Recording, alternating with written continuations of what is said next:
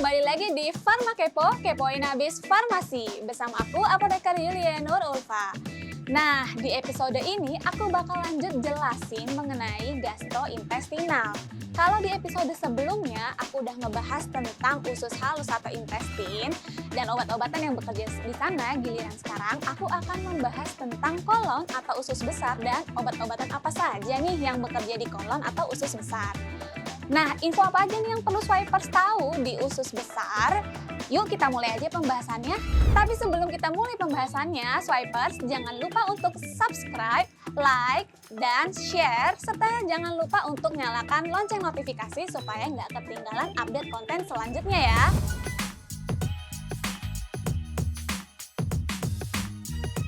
Oke, kita mulai pembahasannya tentang kolon atau usus besar. Nah, kalau swipers lihat nih ya di gambar di samping ini, itu usus besar itu terbagi menjadi 3 bagian. Ada sekum, ada kolon, dan ada rektum di bagian bawahnya ya.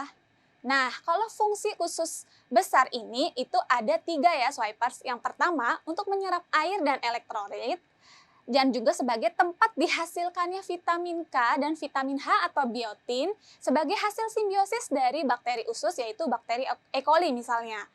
Nah, yang kedua, usus besar atau kolon ini adalah tempat terjadinya pembentukan feses atau tinja.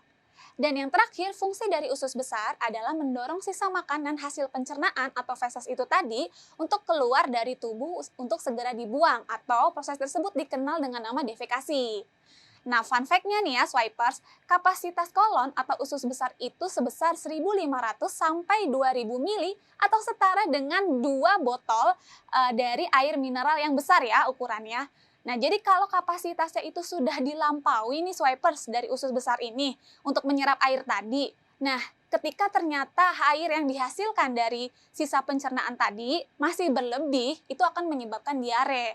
Berarti ada gangguan nih swipers di ususnya, entah dari kegagalan penyerapan di usus halusnya, atau memang karena ada bakteri yang ada di dalam perut kita. Selanjutnya, kita akan masuk ke dalam obat-obatan yang bekerja di usus besar atau kolon ya swipers. Yang pertama adalah kita akan bahas tentang anti diare. Kunci dari pengobatan anti diare nih swipers ya ada 3. Yang pertama adalah penggantian cairan atau rehidrasi. Nah, kalau kita diare itu kan airnya tuh keluar banyak ya swipers. Makanya kita kalau fesesnya itu akan jadi, mengeluarkan fesesnya itu akan jadi encer. Nah, itu karena si airnya itu gagal diserap atau terganggu penyerapannya di dalam usus besar. Nah, kalau kita kehilangan cairan, itu kan akan menyebabkan dehidrasi ya, dengan tanda-tanda mulut kering, atau kulit pucat, atau mata ada lingkaran mata hitam di bawah mata. Nah, itu kuncinya adalah sebenarnya utamanya adalah penggantian cairan menggunakan air atau cairan elektrolit. Nah, kalau swipers ingat dulu kan sering ada lagu tuh ya zaman dulu.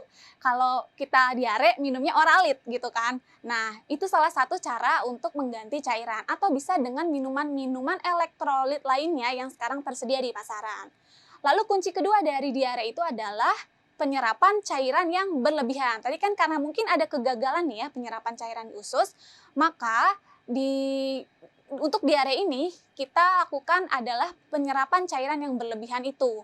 Penyerapan cairan berlebihan ini akan dibantu dengan obat-obatan yang akan kita bahas nanti selanjutnya ya. Dan yang ketiga adalah penghambatan gerakan usus yang berlebihan karena obat-obatan atau lainnya. Oke.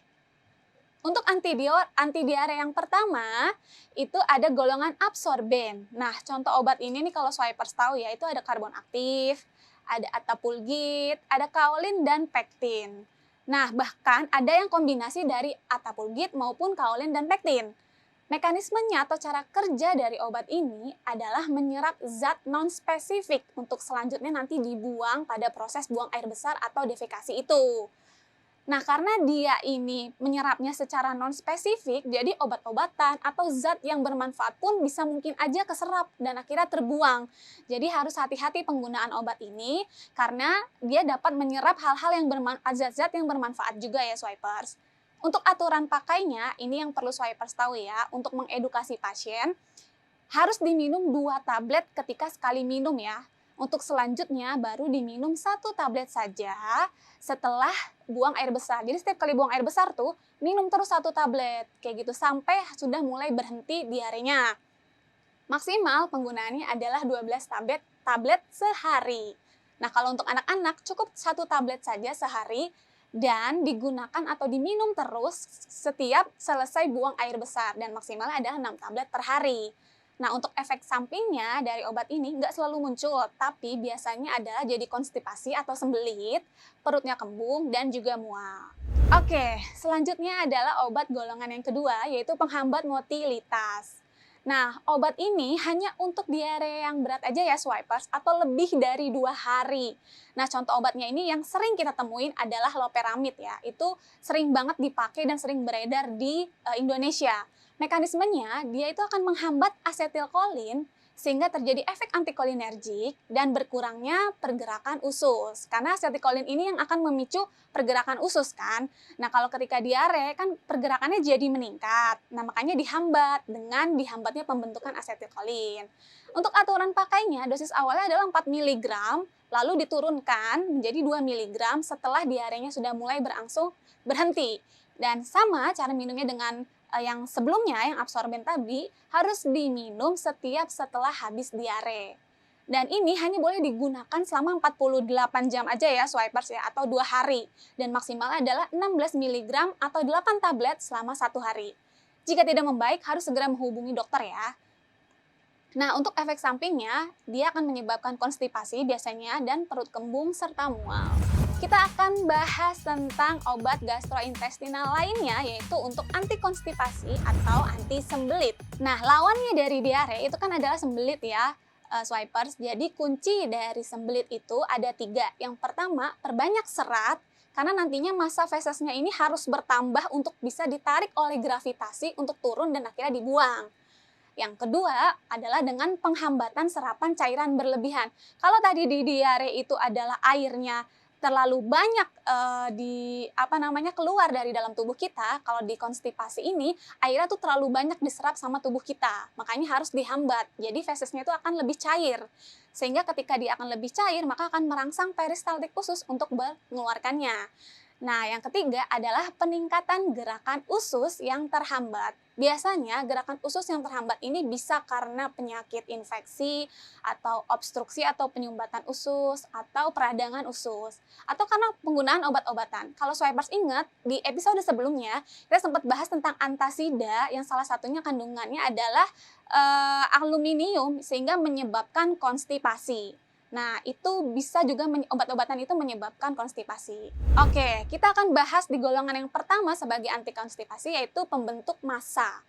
Nah, obat ini biasanya diindikasikan untuk konstipasi ringan ya, di mana fesesnya itu sedikit dan bentuknya atau konsistensinya keras. Contoh obat ini adalah laktulosa. Mekanisme atau cara kerjanya, dia akan memacu peristaltik usus itu karena membentuk massa gel sehingga dia akan ditarik turun untuk segera dibuang oleh tubuh. Nah, untuk aturan pakainya, dewasanya itu adalah 10 gram 2 kali sehari.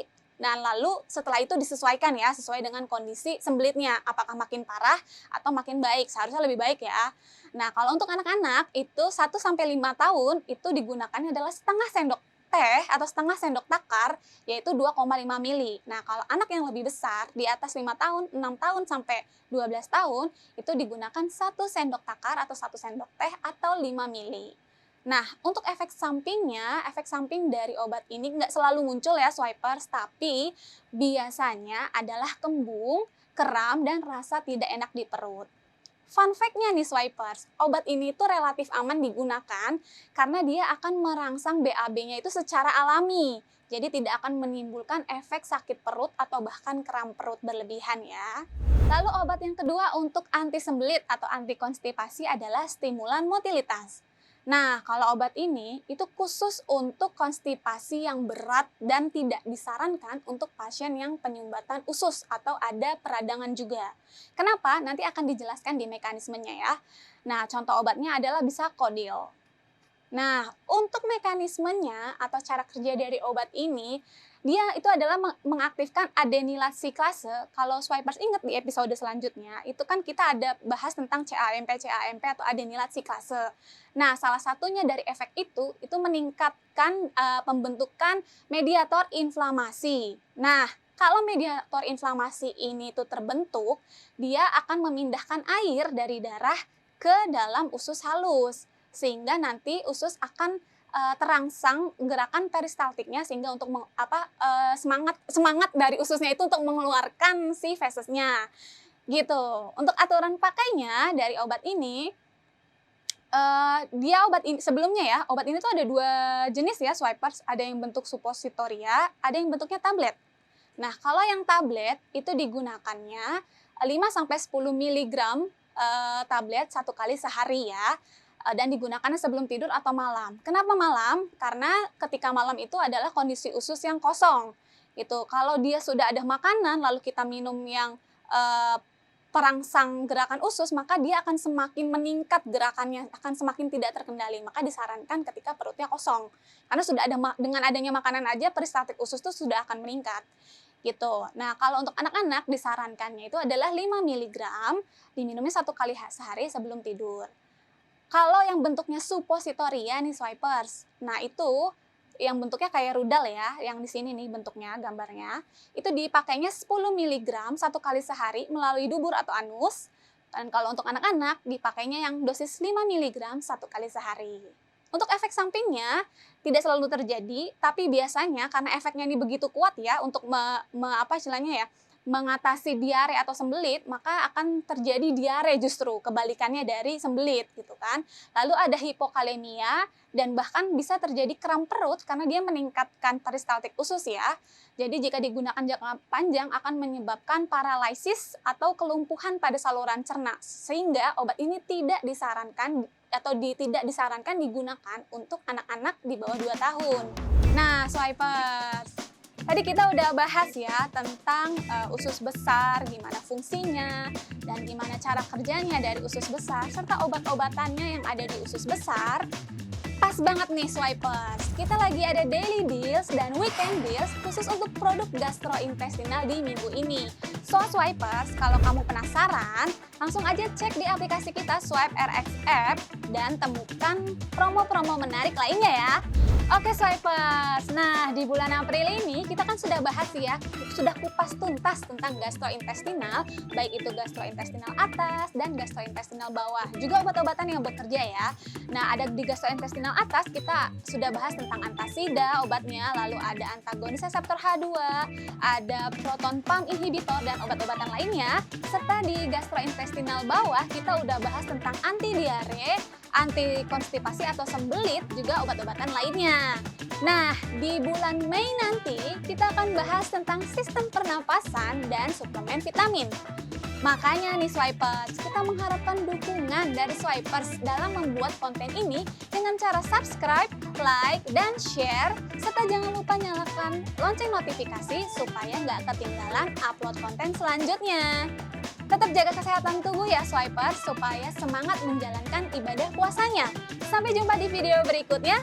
Farma Kepo, kepoin abis farmasi. Swipe RX.